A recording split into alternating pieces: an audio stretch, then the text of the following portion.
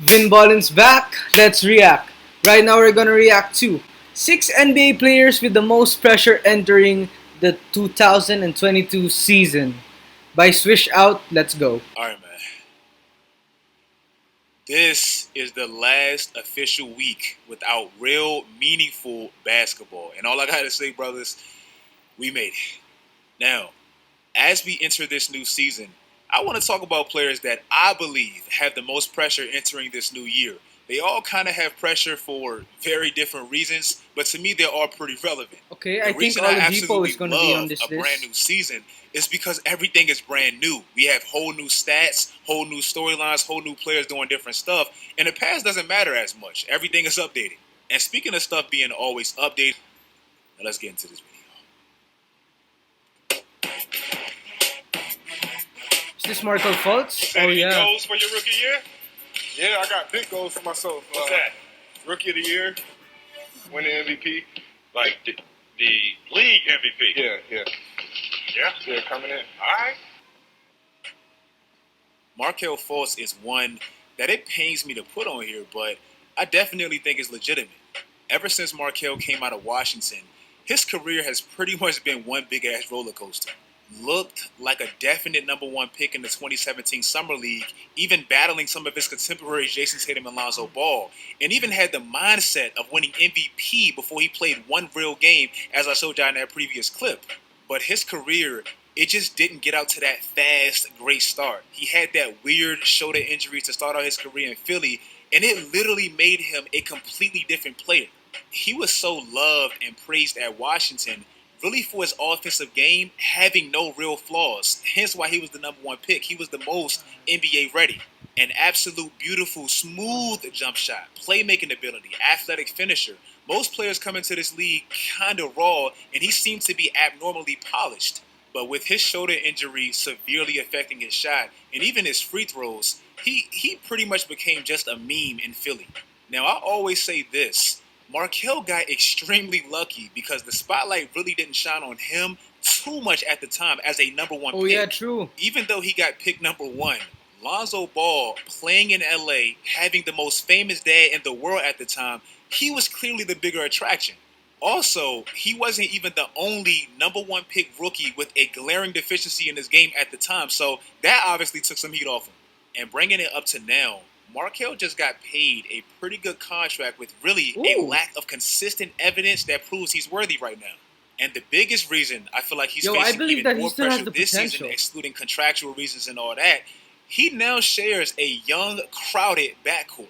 He's no longer the sole young, promising number one pick with just DJ Augustine challenging him for that spot.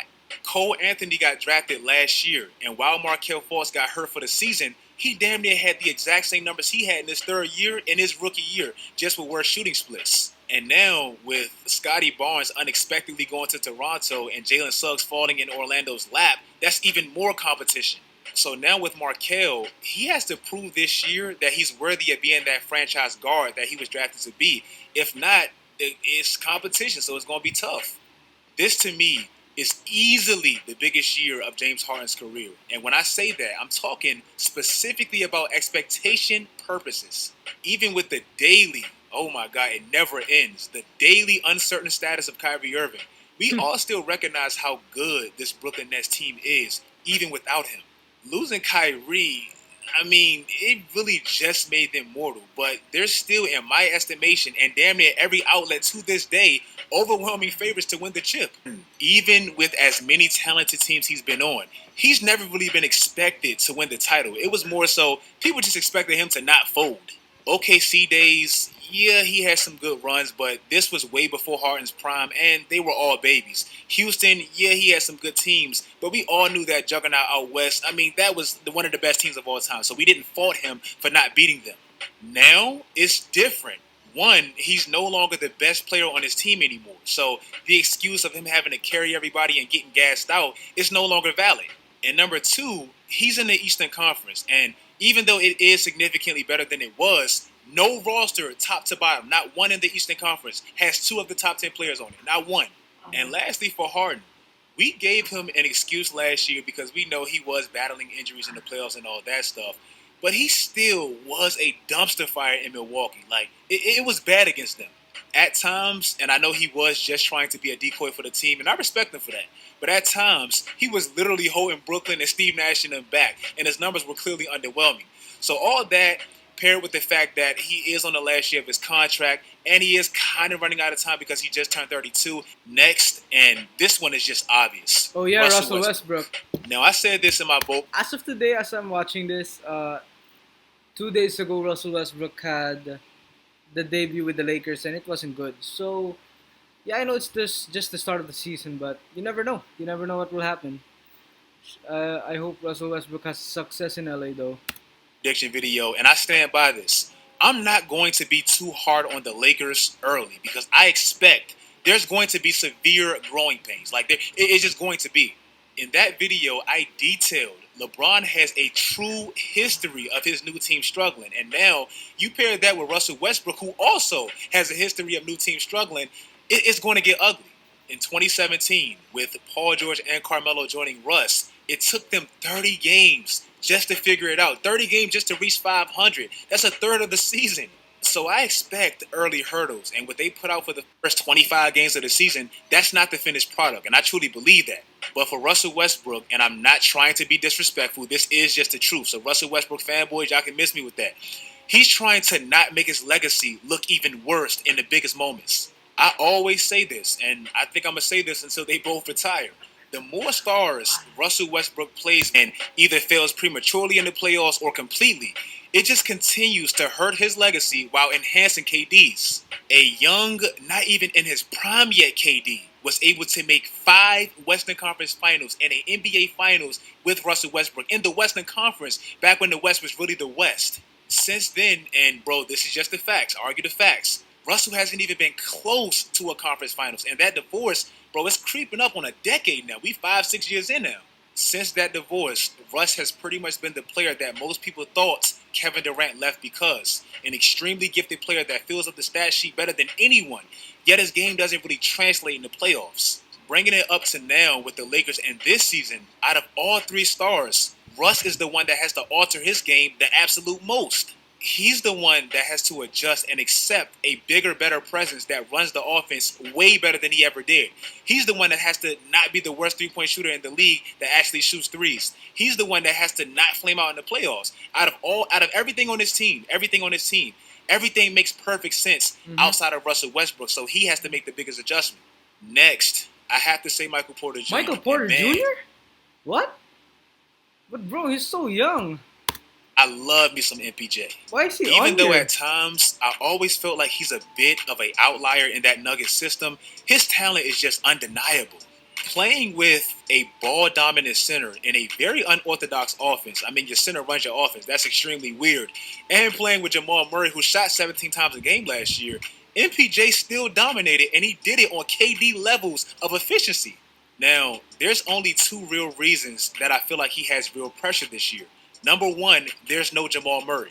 With him not being there for likely the majority of the season, MPJ is going to be expected to get even better and fill those shoes. Okay, I can understand I actually think they have the potential to be extremely dangerous for the 2023 season because, bro, MPJ, he's better than Jamal Murray. And with no Jamal this year, creating more opportunities and space for MPJ to grow even more, when Jamal comes back, that can possibly be a top 3 trio. The other reason I feel like MPJ is going to have severe pressure on him this year, bro, he just got paid like a massive superstar. And he even said he don't even feel like he deserves that contract. And that's true. We all know it's a projection-based contract, and I think he's going to live up to it. But this year specifically, he has to start doing it. Ben Simmons' status is really one big-ass question mark right now, and I still feel like he got pressure.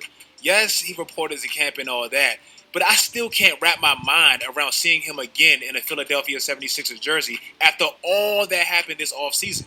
If he actually plays with him after Doc Rivers' comments after Game 7, Joel Embiid's comments after Game 7, Joel Embiid's comments recently, and even Danny Green, bro, he even sounded a little harsh recently, bro. That would dead-ass be a miracle to me. Now, Ben Simmons, he has a different, weird, abnormal, unorthodox style of pressure on him. Like, his is like no one else on this list. Here's why I think he has pressure coming at him really from all different directions. Say he decided to hold out and he didn't want to play for Philly and he sat out or whatever. Then he's going to be pressured to come back so he doesn't miss out on millions of dollars worth of game checks. Say he actually does play with Philly this year. Literally every single game is going to be an audition with Philly. Every single one. And this is the weird one, bruh. If he actually played good for Philly and he showed improvement with his jump shot and his free throws and all that, they might stay on the side of maybe we should keep him and see what he can do because he's immensely talented. This is the only thing that was holding him back. And John Collins literally came out bluntly last night and said this. Kyrie Irving is not playing right now for Brooklyn. So, like I said earlier in this video, that makes them mortal.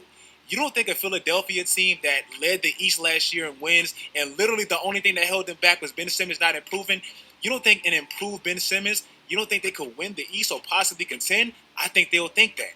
So either way, he's either auditioning for his new team, showing off his improvements with his game and all that, or his improvements in his new jump shot or something like that, possibly hurting him because he wants to get traded, and Philly might not want to trade you if you're playing good and you could possibly help them win the championship. Remember, through all of this, Ben Simmons is still under contract with the Philadelphia 76ers for 4 more years. They shouldn't be forced to do anything. So it's a tough situation, and I think Ben Simmons has some real pressure. And lastly, but certainly not least, because I feel like he faces the most, at least financially. Victor Oladipo. Victor Oladipo.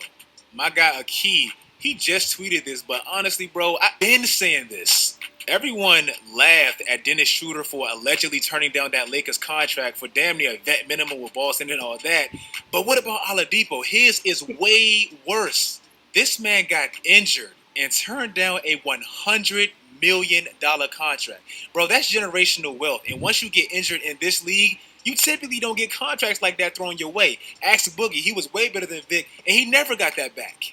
And then, once he got traded to Houston, he turned down another big 2-year contract that would have at least gave him some stability while he's still proving himself and trying to earn that big contract. All of that, he did all of that reportedly because he really wanted to go to Miami. And once he got there, they barely can even afford him. That team is so financially tied to all their players, like 4 or 5 big contracts, they really can't afford to give Victor Oladipo another one. Last year, like I said, bro, he just didn't have no luck. He turned down 2 solid contracts, got traded twice, got to the team that he wanted to get to, and then got injured. Bro, the sad thing about Oladipo is that he literally had his prime for 1 year. Then he got injured. I hope he bounced back, though. This resulted in him having to take a vet minimum if he wanted to stay in Miami at least. And now they basically paid everybody. So now with really limited opportunities because they're pretty top heavy at his position, bro. With Tyler Hero, Duncan Robinson, Butler, Kyle Lowry, like they have players. Now with limited opportunities, he's going to have to audition for a bigger contract. I'm guessing somewhere else with less touches. It's only 1 ball. If you guys like this video, make sure you guys... Alright, you guys, that's it for today's video. Thank you guys so much for watching. Peace.